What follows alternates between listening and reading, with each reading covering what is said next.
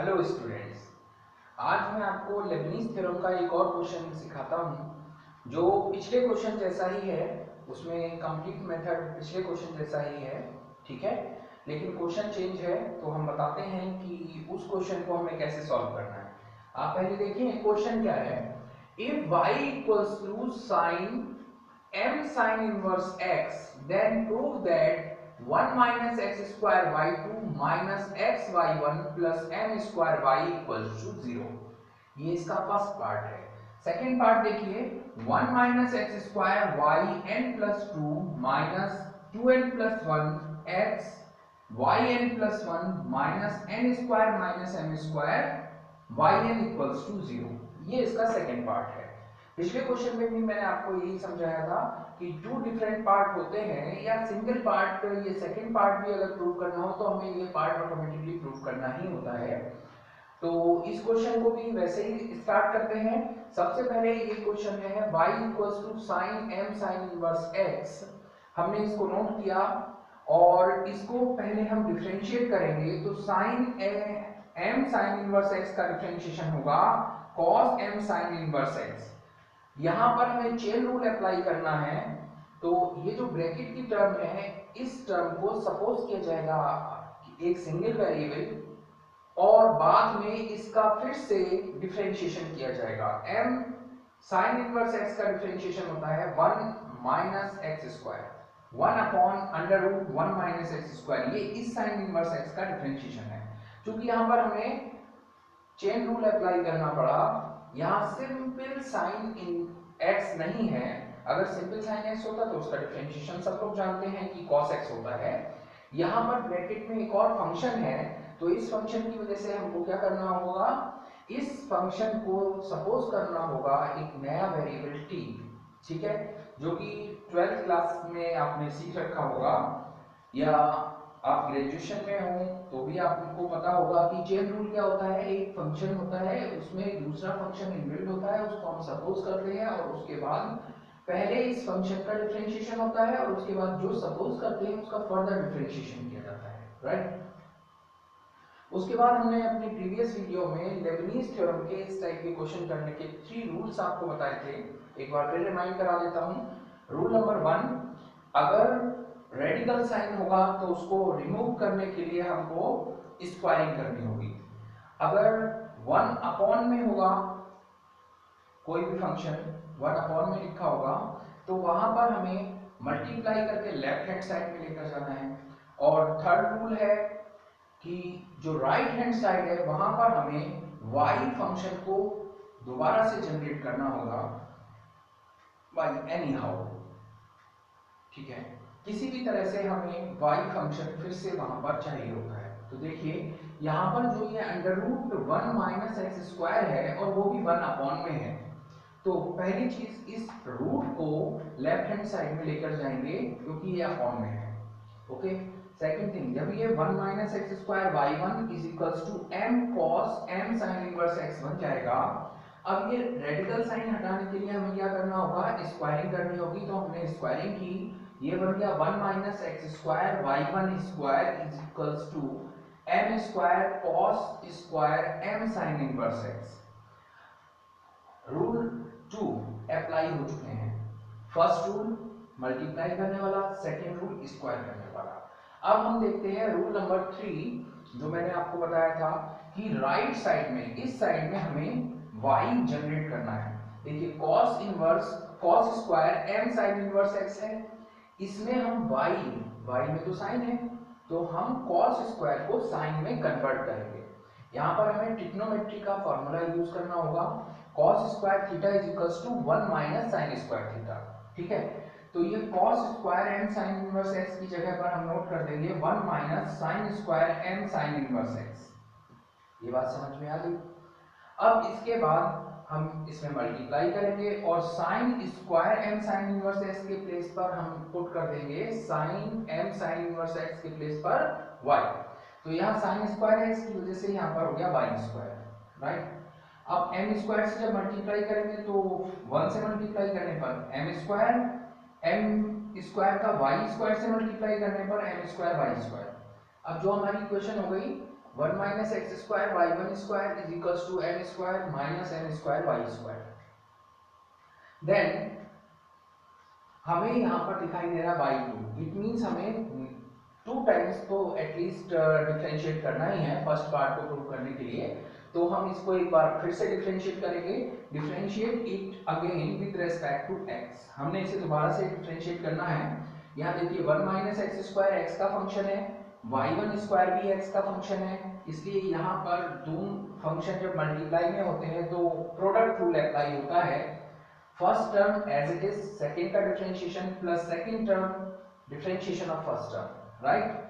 तो first term 1 minus x square as it is note कर दिया हमने, y1 स्क्वायर का डिफरेंशिएशन होगा plus y1 square as it is note कर दिया, 1 माइनस एक्स स्क्वायर का डिफरेंशिएशन होगा।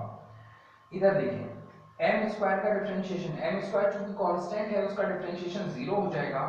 m स्क्वायर y स्क्वायर में m स्क्वायर कोएफिशिएंट है उसे पहले नोट किया, और y स्क्वायर का डिफरेंशिएशन। यहां तक क्लियर हो गया है। अब देखते हैं y1 स्क्वायर का डिफरेंशिएशन क्या होता है। y1 स्क्वायर में फिर से चेन रूल अप्लाई करेंगे। सपोज कर लीजिए कि y1 जो है वो एक सिंगल वेरिएबल है x, तो ये बन गया x स्क्वायर, और x स्क्वायर का डिफरेंशिएशन हम लोग जानते हैं क्या होता है, 2x। पावर पहले आती है और उसके बाद x to the power n-1 होता है। तो उस फॉर्मूले के अकॉर्डिंग 2y1 हो गया।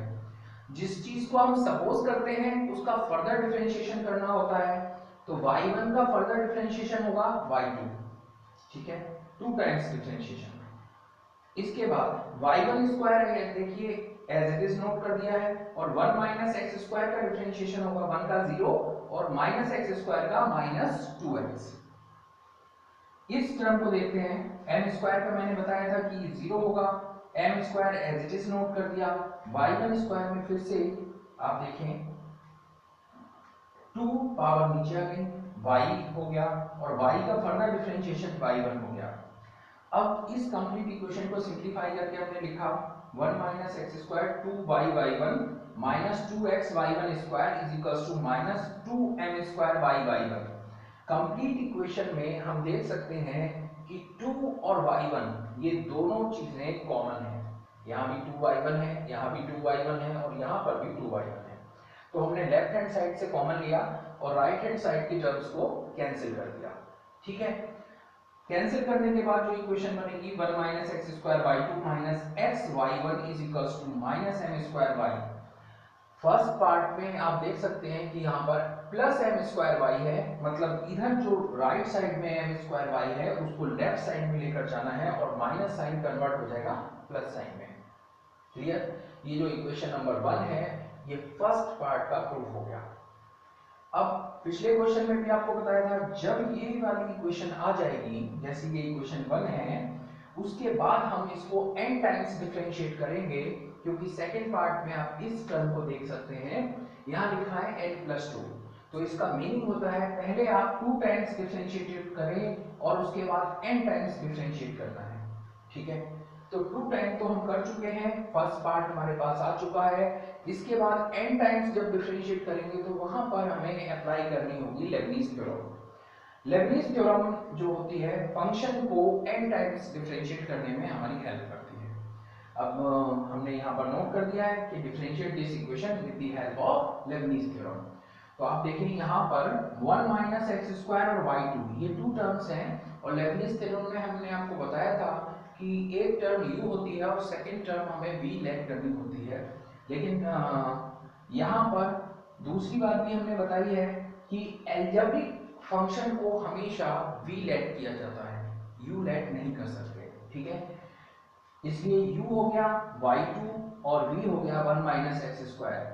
अब आप देखें लेबनीज थ्योरम का फॉर्मूला है nc0 dn y2 upon dxn, क्योंकि u की जगह पर y2 यूज किया है, v की जगह पर हमने 1 माइनस एक्स स्क्वायर यूज किया है, तो वो एज इट इज नोट कर दिया। इस टाइप से हमने पूरी लेबनीज थ्योरम में फॉर्मूले में u की जगह पर y2 और v की जगह पर 1 माइनस एक्स स्क्वायर नोट कर दिया। नेक्स्ट स्टेप में हमको इसको सिंप्लीफाई करना होगा, ठीक है। ये 3 टर्म्स जो आई हैं वो इस वाली फर्स्ट टर्म से आई हैं, फिर माइनस साइन, और यहाँ पर भी सेकंड टर्म में भी हमें लेबनीज थ्योरम अप्लाई करनी है। तो यहाँ देखिए माइनस ब्रैकेट स्टार्ट, यहाँ पर x और y1 है तो x को तो v माना जाएगा और y1 को u माना जाएगा। फिर से लेबनीज थ्योरम अप्लाई करते हैं, u की जगह पर y1 और v की जगह पर x पुट करके हमने यहाँ पर भी लेबनीज थ्योरम लगाई। लेकिन हमने पिछले वीडियो में भी आपको समझाया था, फिर से आपको बताते हैं कि जितनी डिग्री की हमारे पास अलजेब्रिक इक्वेशन होती है, अलजेब्रिक टर्म्स होती हैं, उतनी टाइम्स हम डिफरेंशिएट कर सकते हैं। यहाँ पर एक्स स्क्वायर है तो हमने इसको 2 टाइम्स तक डिफरेंशिएट किया है, थर्ड टाइम करने पर उसका रिजल्ट 0 हो जाएगा, इसलिए आगे की जितनी भी टर्म्स हैं हमने नोट नहीं की। इसी टाइप से यहाँ पर देखिए x है, x को हम 1 टाइम डिफरेंशिएट करेंगे तो रिजल्ट 1 होगा, और अगर हम इसे 2 टाइम्स डिफरेंशिएट करेंगे तो रिजल्ट 0 होगा, इसलिए हमने इसके आगे की टर्म्स को नोट नहीं किया। यहाँ पर थर्ड टर्म है m स्क्वायर y, तो m स्क्वायर कोफिशिएंट है और y का डिफरेंशिएशन होगा n टाइम्स, तो हमने इसको मेंशन किया हुआ है dn y upon dxn equals to 0।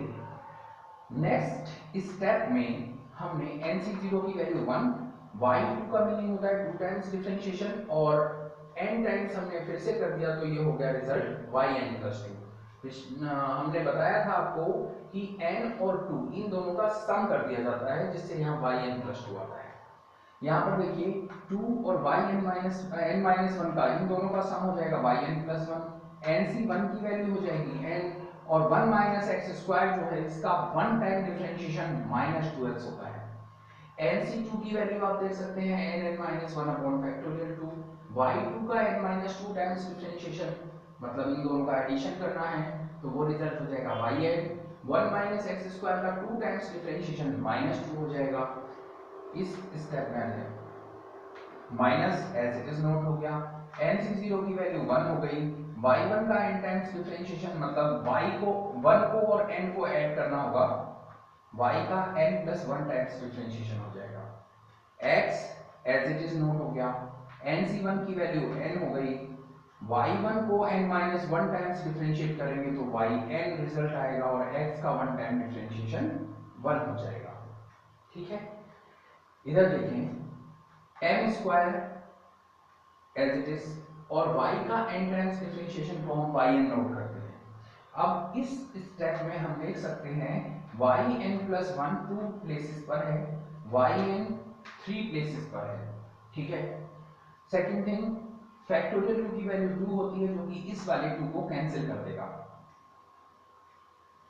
Next step में हम 1 माइनस एक्स स्क्वायर यहाँ नोट करेंगे, yn प्लस 2 नोट हो गया, इसको हम नोट कर सकते हैं minus 2nx yn plus 1, minus 2nx yn plus 1। इस टर्म को 2 से 2 तो हमने कैंसिल कर दिया, n को मल्टीप्लाई करेंगे तो रिजल्ट आएगा n square minus n yn।